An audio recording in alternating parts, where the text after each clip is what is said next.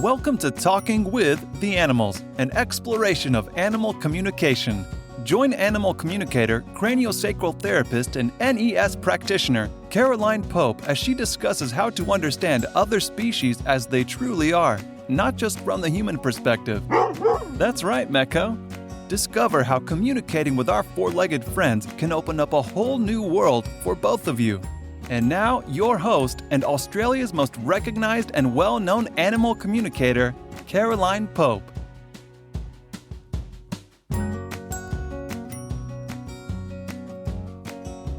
Hello, and welcome to another episode of Talking with the Animals, a podcast where we talk all things animal communication.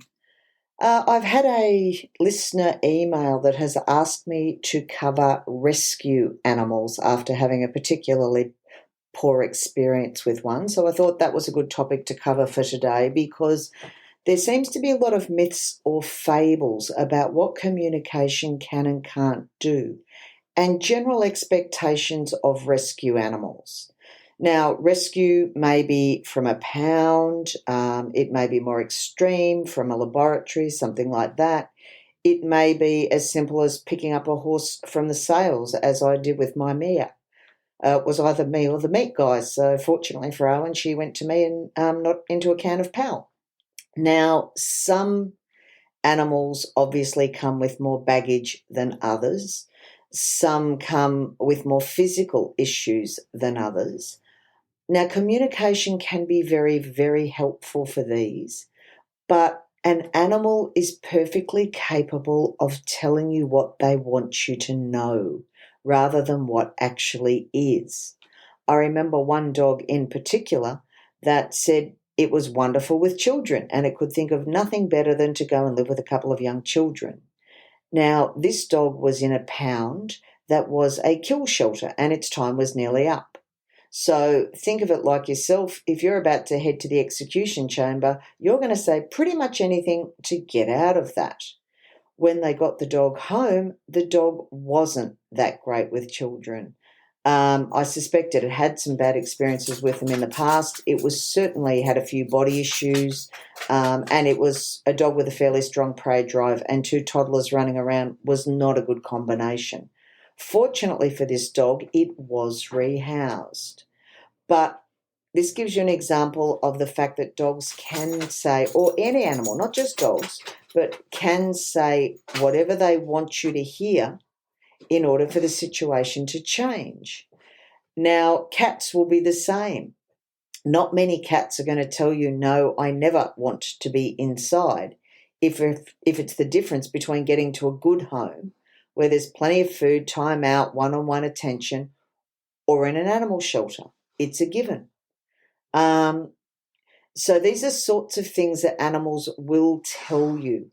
You've also then got people that want to know what's happened in the animal's past. And this is very much a human perspective. The amount of animals I meet that, with all well intentions, get caught up with people that have counselling backgrounds and want to counsel the animals through trauma. Doesn't work that way. Species difference. Animals live in the here and now. Now, I'm not saying they're not going to come with baggage. They will. But you can't change the past. All you can do is give the animal appropriate boundaries and help it to cope moving forward. That's it. Now, working through fears and that isn't easy for animals any more than it is for humans, but they will do so if given the time and the energy of the human. This may mean putting in a lot more work than you'd wanted to. That's part of getting a rescue. A lot of rescues will require a lot higher nutrition, a lot more supplements, probiotics, and so forth. As my dog Tuvok used to say, if the blueprint is faulty, through no fault of their own, a lot of animals that wind up in a shelter or a kill pen, if it's a horse or something like that, often haven't had fabulous nutrition all the way through. Now, there's nothing wrong with that, but it does mean as they get older, they don't often age as gracefully, and you need to provide a little bit more support. That's just how it works. My own so-called rescue Meko he was on a chain. Life wasn't much fun for him. He was very thin. He'd barely been with people. The associations he had, let's just be polite and say they weren't overly ideal. He had an incredibly dedicated foster carer. And Kerry, I thank you yet again for one of the best dogs I've ever had. But even I thought I'd bitten off more than I could chew to start with. Now, talking to Mecco about what had gone on wasn't going to change anything. Mecco was in a little bit more pain than I'd realised. Dogs are stoic. Any rescue animal with so-called behavioural problems, please always, always, always get them checked by a vet and or body worker, because many of them have compromised bodies, immune systems, particularly the older animals. It's like you may have played football or rugby as a youngster. By the time you get to your 50s, you're generally paying for the sins of your youth. Animals are no different. So yeah, with Mecco, I know he's got a lot of behavioural stuff, theoretically. 90% of that has disappeared in the last 5.5 months as all the supplements and the body work and everything has started to kick in. He'll probably never be good with V8 cars. They set him off. He's got one hell of an issue with male tradies with boots. Yeah, we're working through that. But most of the rest of it, now, do I need to know what's happened? No. Is that going to change his life in any way? No. All I need to do is get him to the stage that he is comfortable in my leadership, that he can deal with it without working himself up or trying to kill a tradie, which really isn't politically correct. That's all he needs. We don't need to go in. We don't need to sort through the trauma. Yes, there are Nessin pharmaceuticals I have used and they have helped a bit. But at the end of the day, it's the leadership, the training, and creating an environment that will set him up to pass, not set him up to fail. It's the same. I've got a horse that I took on from the kill pen. I had her 15 months. She's still got neck issues. She's got an old fracture to the stifle, but she has a horrendous gut from the biggest tapeworm infestation I have ever seen a horse live through. So it may be a little while. Do I need to talk to her about what went on? No. All I need to do is provide appropriate boundaries for her health, for her gut, all her groundwork, all those sorts of things. And ultimately, yes, we will get on board when the gut has healed. Sadly for me, that may be another 12 months off. That's fine. I meet her nutritional, her mental, emotional requirements. I don't communicate that much with them. There seems to be a lot of peace, love, and moonbeam stuff about communicating with rescues and saving the world. Doesn't work that way. Now, that's not to say it can't be incredibly useful. I've had dogs tell me they've been hit by a car. That's a great shortcut to then finding a body worker. And all of a sudden, this so-called grumpy dog isn't grumpy or fearful anymore because it's not in pain. Yes, we can use it as a helpful tool for things like that. But that doesn't mean that the animal doesn't have to go to the vet. It doesn't mean that the animal doesn't have to have the appropriate training, and that doesn't matter whether it's a dog, a cat, or a horse. Appropriate boundaries, appropriate nutrition. Communication works very, very well when used in conjunction with these. However, it is not a substitute for any of it.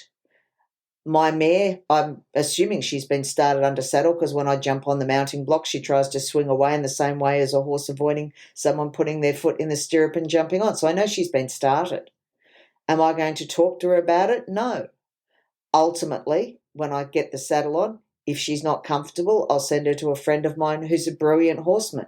He can do the initial start work if required, if I'm not good enough. Whether that happens or not, we'll find out in time. But communicating with her isn't going to help the situation. If she's toey, a horse is a flight animal. Standing there trying to explain to her that something isn't going to hurt her when she's absolutely terrified of it, or she's being chased by a dog, communication's not going to help in that moment. Good, appropriate boundaries are, as is training, as is setting the horse up for pass rather than fail, in as much as if you know there's a dog that on the fourth property that every single time you ride past, it rushes out and chases your horse. You're either going to deal with the council to make sure the dog's tethered, or you're going to go a different way. Again, this is simply not setting the horse up to fail. Explaining to the horse that that's what you're doing and why, I might, but that would be as far as it goes. Cats are exactly the same.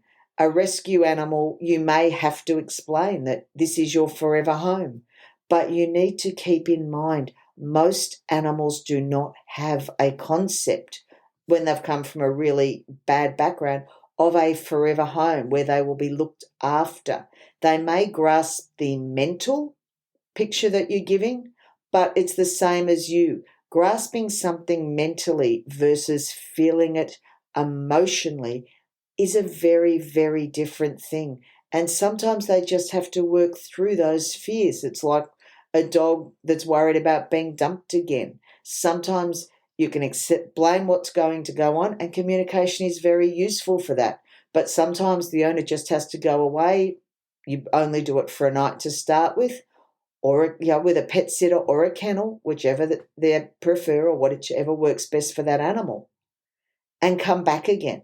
And sometimes that's the only way the dog or the cat will work through that fear of abandonment, is when they work out that the owner does always come back. Now, obviously, communication is good with that, but as is setting up the environment that the animal's going to be in, taking it. If you're going overseas for 3 weeks, you don't just put your dog in a kennel and hope that it's going to cope. Any good kennel, your dog will be in there for 24 hours to 48 beforehand. You'll know that it copes well with the kennel. They cope well with it. Any problems are ironed out before you go away.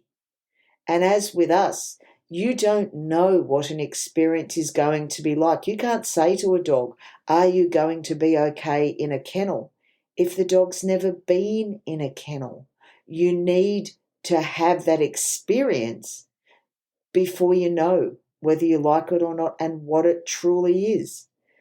From that perspective, communication is no different across any species. You can't ask someone, do you like flying to the moon, if they've never done it. You can't say to someone, do you like driving in a particular type of car, if they've never done that. You can't ask a cat, are you going to be okay in a cattery, if a cat has never had any experience of a cattery. This is where communication will help, but only to certain parameters.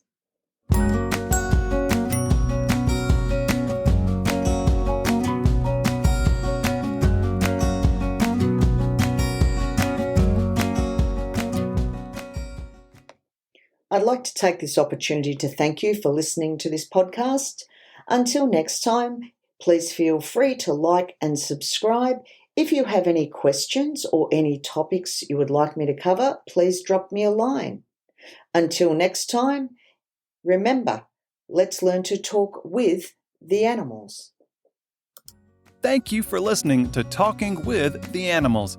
To learn more about Caroline and the services she provides, visit caroline-pope.com.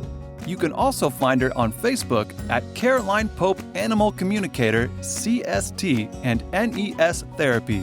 Are you ready to change the way you see your world and the animals in it? Well, we know his answer. Don't forget to subscribe, and see you next time.